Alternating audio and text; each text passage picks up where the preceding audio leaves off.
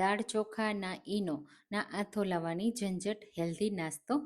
Hello friends, હું છું શીતલ. તમારું સ્વાગત છે મારા કિચન. હાંડવાનું નામ પડે ને એટલે બધાને ભાવે, કારણ કે બહારથી એકદમ ક્રિસ્પી હોય, અંદરથી સોફ્ટ હોય અને શાકભાજીથી પણ ભરપૂર હોય, તો સુપર હેલ્ધી હોય. પણ આજે આપણે દાળ ચોખા વગરનો એકદમ હેલ્ધી એવો હાંડવો તૈયાર કરીશું, જે પચવામાં એકદમ હળવો છે, બનાવવામાં એકદમ સિમ્પલ છે, અને એકવાર બનાવી લેશો ને તો વારંવાર તમે આ જ રીતે હાંડવો બનાવશો.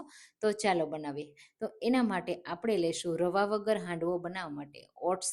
તો અહીંયા 1/4 કપ મેં ઓટ્સ લીધા છે અને 1/4 કપ આપણે લેશું પૌવા. એના લીધે ક્રિસ્પીનેસ આવશે અને ખાવામાં ખૂબ જ સરસ લાગશે.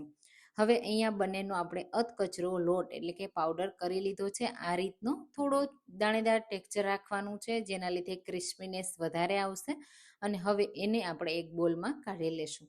સાથે જ આપણે એકદમ હેલ્ધી, પચવામાં હળવો રહે ને એના માટે યુઝ કરવાના છીએ જુવારનો લોટ, જે 1 કપ લેશું. અને જુવારનો લોટથી અડધું આપણે દહીં એડ કરીશું. દહીંની ખટાશને લીધે હાંડવામાં ખટાશ આવશે અને ખાવામાં સરસ એવો લાગશે, ટેસ્ટ પણ બહુ સરસ એવો લાગશે.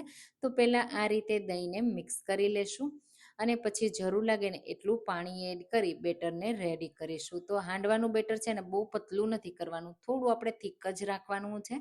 તો બીજા વેજીટેબલ આપણે એડ કરીએ ને ત્યારે થોડું પતલું થતું હોય છે. અને અહીંયા આપણે જુવારનો લોટ એડ કર્યો છે, તો પાણી એ પ્રમાણે એબ્ઝોર્બ કરશે. જો ફ્રેશ હશે તો વધારે પાણી એબ્ઝોર્બ કરશે, અને થોડો પણ જૂનો લોટ હશે તો ઓછું પાણી એબ્ઝોર્બ કરશે. અને આ રીતે થોડું થોડું પાણી એડ કરતા જઈ અને હાંડવાનો આપણે જે મિક્સર હોય ને એ રેડી કરી લેશું. તો તમે જુવારના લોટનો ક્યારે હાંડવો ટ્રાય કર્યો છે કે નહીં, મને કમેન્ટમાં ચોક્કસથી કહેજો. અને હા, તમે મારી રેસીપી કઈ સિટીમાંથી જુઓ છો ને મને જરૂરથી કહેજો. આવી બીજી જુવારની હેલ્ધી રેસીપી જોવી હોય તો મને કમેન્ટ કરજો, હું તમારી સાથે લિંક શેર કરીશ. તો અહીંયા ટોટલ પોણા કપ જેટલા પાણીની જરૂર પડશે. 1 કપ જુવારના લોટ સામે પોણો કપ આપણે પાણી જોઈ જશે, કારણ કે આપણે જે એડ કર્યું છે ઓટ્સ અને પૌવા, એ પણ પાણી ખૂબ એબ્ઝોર્બ કરે છે, અને જેના લીધે જ આપણે પચવામાં હળવું રહે છે. તો બેટર રેડી છે, ઢાંકીને 10 મિનિટ રહેવા દઈએ. જો ટાઈમ ન હોય તો 5 મિનિટમાં પણ બનાવી શકો છો. આ રીતે સરસ રીતે બેટર આપણું રેડી થઈ ગયું. તમે જુઓ કેટલું સરસ મેં બેટરને થીક રાખ્યું છે. હવે વેજીટેબલ જે પણ પસંદ હોય એ એડ કરવાના. ડુંગળી હું એડ કરું છું, સાથે કેપ્સિકમ, ગાજર એડ કરું છું, અને દૂધી પણ હાંડવામાં બહુ સરસ એવી લાગે છે, તો હું દૂધી પણ એડ કરું છું. અને સાથે આદુ મરચાં લસણની પેસ્ટ, લીલા ધાણા એડ કરીશું. અને હવે મસાલામાં હળદર પાવડર એડ કરીએ તો થોડો જ મેં એડ કર્યો છે. સાથે તીખાશ જોઈએ એ પ્રમાણે લાલ મરચું પાવડર, ધાણા જીરું પાવડર અને સ્વાદ પ્રમાણે મીઠું. બસ આટલી જ વસ્તુ એડ કરવાની છે અને આપણું હાંડવાનું બેટર રેડી થઈ જશે. તો બાળકોના લંચ બોક્સમાં તમારે રોજ શું શું આપવું અને હેલ્ધી પણ આપવું હોય ને, તો આ બેસ્ટ હાંડવાની રેસીપી છે. ઝડપથી બની પણ જાય છે. સવારની ભાગદોડમાં તમારે મહેનત ઓછી કરવી પડશે અને તમે હેલ્ધી પણ ખવડાવી શકશો. આ રીતે મિક્સ કરી દેશું એટલે આપણું બેટર રેડી થઈ જશે. અને એમાંથી આપણે ઇન્સ્ટન્ટ આજે ઈનો વગર રેડી કરવાના છીએ. કે ઘણી બધી મને એવી કમેન્ટ પણ આવી છે કે ઈનો રોજ યુઝ ના કરતા, કારણ કે ઈનો હેલ્ધી નથી હોતો. તો આપણે ઈનો વગર આપણે આ હાંડવો રેડી કરવાના છીએ. તો બેટર રેડી થઈ ગયું છે. આ રીતે ચમચીથી પાડીએ ને તો આવું થીક હોવું જોઈએ. બસ હવે આપણે ઈનો વગર બનાવવાના છે અને થોડો ફૂલે ને હાંડવો, એના માટે માત્ર 1/4 ટીસ્પૂન જેટલો જ હું બેકિંગ સોડા એડ કરું છું, અને લીંબુનો રસ. તમારે સોડા વગર બનાવવો હોય ને તો પણ બનાવી શકો છો. બહુ તમને ફૂલશે નહીં, બસ એટલું જ. બાકી ટેસ્ટમાં તો એકદમ સેમ જ રહેશે. બસ લીંબુનો રસ એડ કરી દેવાનો એટલે ખટાશ આવી જાય. મિક્સ કરી દેશું. અહીંયા બહુ બધો સોડા નહીં એડ કરવાનો. જો તમને એકદમ એક્સ્ટ્રા સોફ્ટ જોઈએ ને તો તમે 1 ટીસ્પૂન જેટલો પણ સોડા એડ કરી શકો છો. મેં માત્ર થોડો ફૂલે ને એટલો જ એડ કર્યો છે. બેટરને મિક્સ કરી દેશું એક જ ડાયરેક્શનમાં, અને હવે તરત જ હાંડવો રેડી કરીશું. તો હાંડવો બનાવવા માટે મેં સ્ટીલનું કડાઈ લીધી છે. તમે કોઈ પણ વાસણમાં કરી શકો છો. આ રીતે 1 ચમચી જેટલું તેલ સ્પ્રેડ કરી લેશું. બહુ વધારે હું તેલ એડ નથી કરતી. અને થોડી રાઈ એડ કરીશું, સાથે જીરું એડ કરીશું, અને સફેદ તલ હાંડવામાં બહુ સરસ એવા લાગે છે.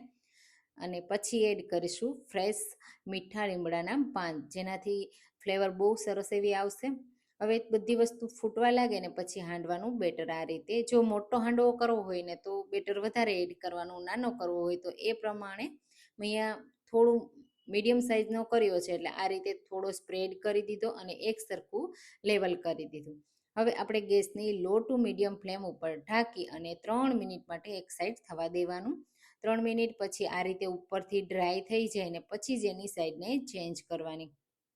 આ રીતે એકવાર ચમચાની મદદથી પહેલાં અલગ કરી લેવાનું અને પછી આ રીતે ફેરવી દેવાનું. તમે જુઓ ક્રિસ્પીનેસ જુઓ એની અને કેટલો સરસ લુક આવ્યો છે.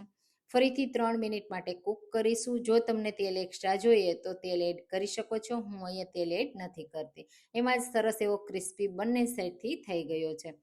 તો આપણો હાંડવો રેડી છે બાળકોના લંચ બોક્સમાં, સવારના નાસ્તામાં કે સાંજ માટે.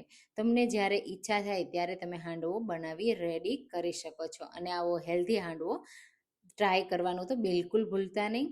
એકવાર બનાવેલી તો ગેરંટીથી વારંવાર બનાવશો તો ગ્લુટન ફ્રી પણ બનાવી શકાય અને આ રીતનો પણ બનાવી શકાય. તમે એકવાર આવો જુવાનો હાંડવો ટ્રાય કરવાનું ભૂલતા નહીં. હવે હું તમને કટ કરીને બતાવી દઉં કે બહારથી કેટલો ક્રિસ્પી છે અને અંદરથી સોફ્ટ. અને જો બાળકોને ચીઝવાળો પસંદ હોય ને તો તમે ઉપર ચીઝ પણ એડ કરી શકો છો. અંદર પણ ચીઝ એડ કરી શકાય. આ રીતે કટ લગાવી અને તમે ચટણી સાથે, ટોમેટો કેચઅપ સાથે કે ચા સાથે સર્વ કરી શકો છો. તમે જુઓ અંદરથી પણ એકદમ પરફેક્ટ કૂક થયો છે, વેજીટેબલથી ભરપૂર છે. તો તમે આવો જુવારનો હાંડવો ક્યારેય ટ્રાય ના કર્યો હોય તો આ રેસીપી એકવાર ચોક્કસથી મારા કહેવાથી ટ્રાય કરજો. બધાનો ફેવરિટ થઈ જશે. અને રેસીપી ગમી હોય તો લાઈક કરજો, શેર કરજો અને મારી ચેનલને સબસ્ક્રાઈબ કરજો. અને એકવાર આ હાંડવાને તમે જુઓ અંદરથી પણ કેટલો સરસ કૂક થયો છે અને બહારથી ક્રિસ્પી, અંદરથી સોફ્ટ એવો આપણો હાંડવો રેડી છે. તો આ રેસીપી ટ્રાય કરવાનું તો ભૂલતા જ નહીં. Thank you for watching.